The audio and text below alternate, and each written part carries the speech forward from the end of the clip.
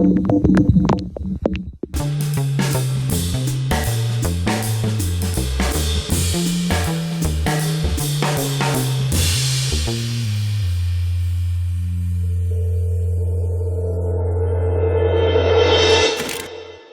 noches.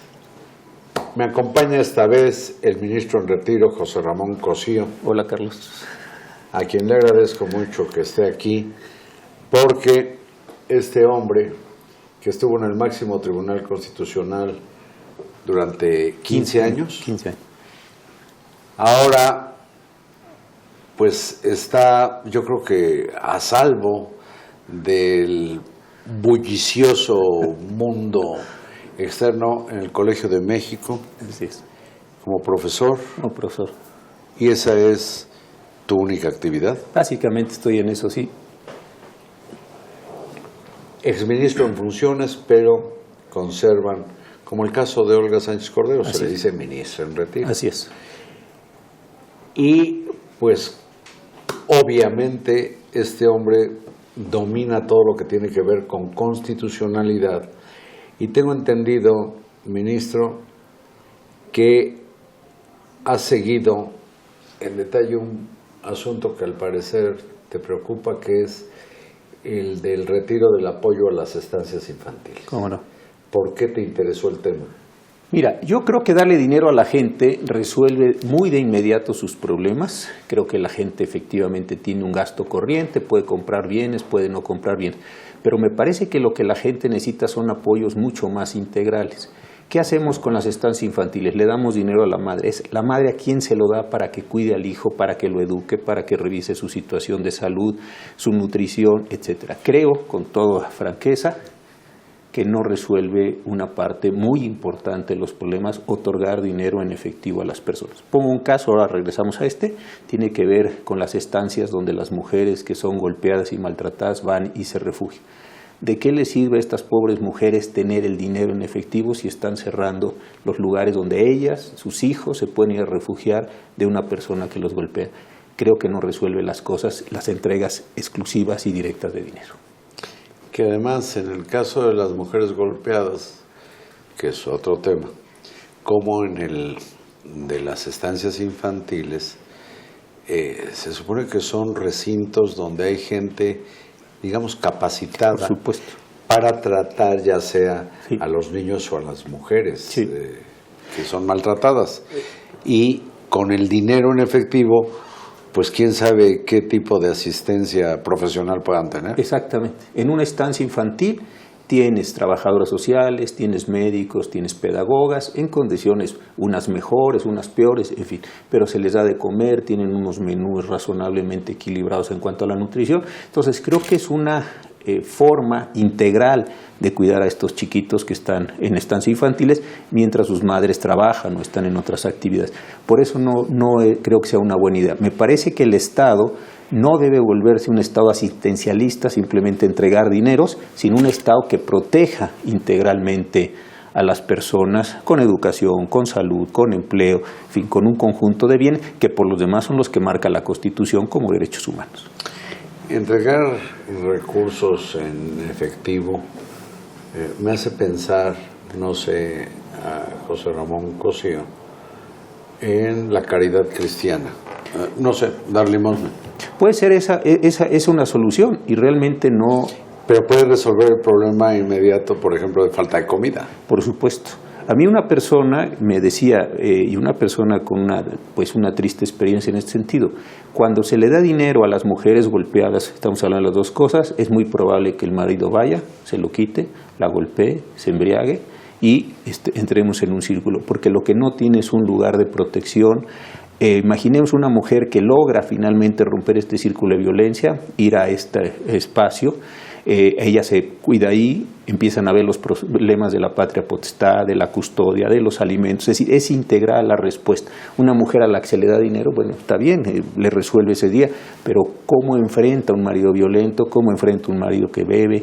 En fin, todos estos problemas que no son ni pocos ni triviales. Bueno, hay o están en marcha varias resoluciones por parte de la Justicia Federal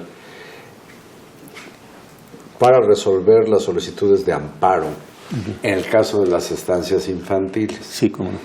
Y hasta donde tengo entendido, un juez federal, juez de amparo, se dice que concede la suspensión provisional casi en automático. Así es. En casi todos los casos, si no es que todos. Sí. ¿Qué quiere decir esto? Porque sé que los solicitantes y las solicitantes, en el caso de las estancias infantiles, han obtenido la suspensión provisional. ¿Qué quiere decir esto? Las personas están apuntadas en un padrón, en un sistema donde pueden llevar a sus niños a estas estancias infantiles. ¿Qué pasa cuando se cierra una estancia infantil? La Constitución tiene en el artículo primero un principio de no regresividad. ¿Qué quiere esto decir? Y además son estándares internacionales. Que una vez que se ha alcanzado un cierto punto, por supuesto alto, de derechos humanos, el Estado no puede ir disminuyendo estos efectos. ¿Cómo no se puede disminuir el salario? Por ejemplo, exactamente, de ahí se tomaron estas ideas de la no regresividad. Entonces, o de la progresividad si lo queremos poner en un sentido positivo. Entonces, estos chiquitos tenían la posibilidad de ir a una estancia infantil, sus padres, sus representantes, sus tutores están promoviendo estos amparos para decir, oiga, este logro, esta conquista, como le llamamos en materia de trabajo, no me la puede ya usted quitar. Consecuentemente, promuevo un amparo y obtengo una suspensión para el efecto de que se siga prestando ese servicio que ya se venía prestando con anterioridad. Eso es en... Pero hasta donde tengo entendido, ministro en retiro José Ramón Cosío, estas pues, resoluciones en favor de las estancias infantiles en primera instancia no han tenido el efecto de restitución de los fondos federales que se asignaban a las estancias. En ese caso, la autoridad, ¿en qué tipo de inactividad o de falta o de delito cae? Bueno, efectivamente, si yo no tengo la precisión de la información, pero si fuera el caso donde no se están cumpliendo las suspensiones, se puede presentar una denuncia ante la Suprema Corte de Justicia definiendo la violación a la suspensión. Y una autoridad que viola la suspensión, es decir, que no cumple con lo que la suspensión ha establecido, sí incurre o puede incurrir en la comisión de un delito contra la administración de justicia que puede llegar a implicar, desde luego, las penas de cárcel. ¿Eso es lo que se conoce como desacato? Eso sería, sí, podría ser en términos coloquiales un desacato, más técnicamente sería un delito contra la administración de justicia. Es un delito, por el no cumplimiento de un auto de suspensión, cuando el auto de suspensión es decir, está en el caso de las estancias infantiles, la Secretaría del Bienestar o el DIF tendrían que mantener el estatus, digamos, que se daba hasta noviembre o diciembre. Sí. Y si no lo hacen y alguien presenta una denuncia, pudiera ser que prosperara en la Suprema Corte un fallo de desacato a la autoridad. Si la suspensión ha ordenado esta parte diciendo no se pueden suprimir las estancias y tienen que seguirle dándose a los niños, a sus madres, no se hace, se comete o se puede cometer este delito. Ahora, ¿qué es lo que puede suceder? La suspensión se otorga hasta en tanto se resuelve el fondo del asunto, hasta en tanto se dice si esos niños tenían o no un derecho para esto. Entonces, hasta que se resuelve el caso, se tendría que, si ese es el sentido de la suspensión, que seguir manteniendo las prestaciones materiales que se le dan a los niños. En este caso, y vamos a pasar al otro, pues hay un precepto en la Constitución que dice que la infancia tiene pues algo así como derechos mayores o más importantes que los tuyos o los míos o los de una mujer golpeada, por cierto. Sí, por supuesto. O los de una persona con discapacidad. Sí. Habla del interés superior de la infancia. Exactamente. ¿Esto es algo inventado en México o está en la legislación internacional? No, realmente son movimientos internacionales los de los derechos humanos. Es muy difícil decir México creó esto. Son corrientes que vienen de Naciones Unidas, de sus distintos comités, comisiones, de una gran doctrina que se ha ido construyendo en el mundo, pero nosotros efectivamente lo pusimos en el artículo 4. ¿Y esto qué significa? Que en caso de duda, me parece, las condiciones de otros sujetos ceden ante las de los menores para precisamente garantizar esto que se denomina en la Constitución y en la jurisprudencia y en la doctrina en el mundo, interés superior de esos menores.